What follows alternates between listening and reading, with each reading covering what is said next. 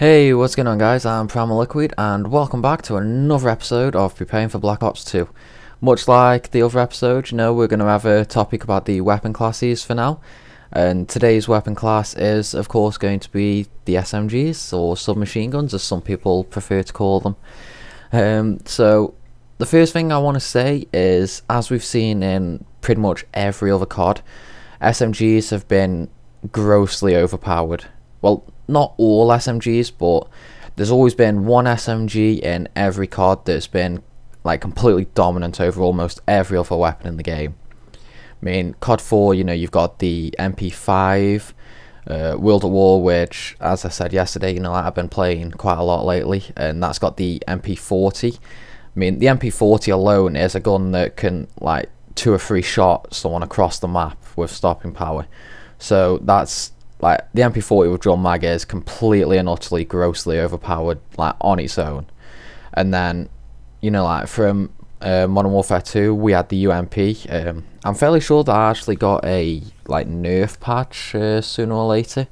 I can't quite remember though. I mean, it was a few years back now that game came out. So, like, don't quote me on that, guys, please. But, anyway, yeah. Modern Warfare 2's UMP was that game's completely overpowered SMG. Then when Black Ops came out, like, I'm mixed on the SMGs on Black Ops. Like, you've got the MP5, which if you stick steady aim on, you could pretty much just hit fire people from across the map. Like, steady aim on the MP5 was completely and utterly overpowered. But then you had, like, the AK-74U with grip and rapid fire, and that just completely annihilated almost every other weapon class in the game. But at the same time, you had things like the MPL, that was... I'm not going to say the MPL was overpowered, but if you stuck rapid fire on it, it was pretty much stronger than, like, the assault rifles, even at range. And to me, like, that shouldn't be the case. SMGs should be like a shotgun, like, obviously not such a short range as the shotguns, but at the same time they shouldn't be able to be used at the range that assault rifles should, which unfortunately it seems COD just does not understand that, because in every COD we've seen to date, like, there's always been at least one SMG that will just plow people apart across the map. Like, this is from my experience, but the SMGs have been a lot stronger than assault rifles in every other COD. Like, well, as I was saying, you've got the MP5 and the 74U and that in Black Ops. Modern Warfare 3 completely and utterly took this to a whole new level. I mean, of course, we had the UMP. I think we had the UMP. Oh, fucking hell. Oh, it just goes to show how long it's been since I've actually jumped on Modern Warfare 3. Well, even if the UMP wasn't actually in that game, we had the MP7, which I'm fairly sure a lot of people listening to this will agree. The MP7's a fucking wank gun. Like, it's just so grossly overpowered. Like, there's no recoil on it. You can stick rapid fire and extended mags on that, and you'd be golden. Like, that, even with rapid fire, there's no recoil. You can just spray people down across the map, and you wouldn't even have to touch the analog stick to, like, control the recoil or anything like that. Just completely and utterly overpowered, especially at the damage it did as well. Like, with rapid fire, you could take someone down in, well, like a second. You aim at someone, you press R1, dead. Like, that's, like, no matter what the range, that's just overpowered. I mean, sure, if they're, like, I don't know, like, somewhat close to you, then, fair enough, that's understandable because it's an SMG. But when it comes to something like that, basically completely outclassing every other assault rifle and SMG in the game, that is just, it needs to be changed. You know what I mean? That's one thing that COD, well, I personally think that COD does this in the wrong way. Like, we've always seen SMGs as being stronger than assault rifles, and of course we have, like, the machine gun pistols in Modern Warfare 3, like the Akimbo FMG9s, which I know a lot of people hate. Don't worry, I do too. And it seems like COD caters to, like, well, it basically seems like for COD, the smaller the gun, the better it is. You know what I mean? I mean, we've seen SMGs completely and utterly trounce LMGs and ARs, and then we see like the handheld machine pistols just completely and utterly trounce everything else. So, you know, like, one thing I am expecting is to have some completely and utterly over the top bullshit SMG and Black Ops 2. Whether, well, I don't know exactly like how to go on it. I mean, like, from the maps I've seen, I aren't too sure. Like, sure, they have the close spaces, but it seems like you could quite easily get out behind them. So, you know, like, or you could take them out from some moderate range, should I say? And of course, there's obviously a lot of cover in SMGs. At least they did this right. SMGs don't have a lot of bullet penetration power, so you know there is that. So if you can get in cover, then you should be okay. But I just don't want to see a fiasco like World at War's MP40 in Black Ops 2.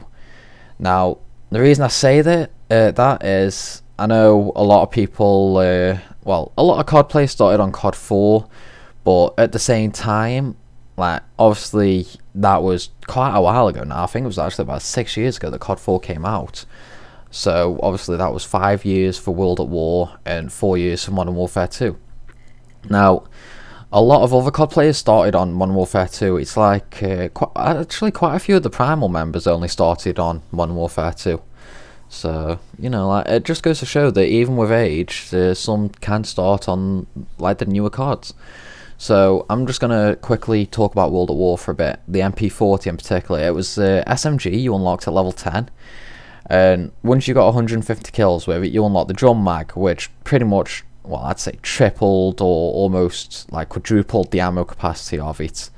It basically took us up to, I think it was like a 90 clip, and the recoil was a bit weird on it. Like, you could have games where there'd be absolutely no recoil at all. Like, you could just spray and you'd always hit your mark. But then other games, it'd be weird. Like, your recoil could just like be all over the place, and I don't know what that's about. I think, no, I just really don't know. But the thing about the MP40 is, if you had an MP40 with drum mags, and then for your perks you had Bandolier, which obviously gives you more ammo, stopping power and steady aim, if you had those three perks on that gun, you just mow people down, like completely, well and truly destroy them, regardless of what other weapon they were using. Like, it was just completely and utterly overpowered, and it never got a patch to be nerfed.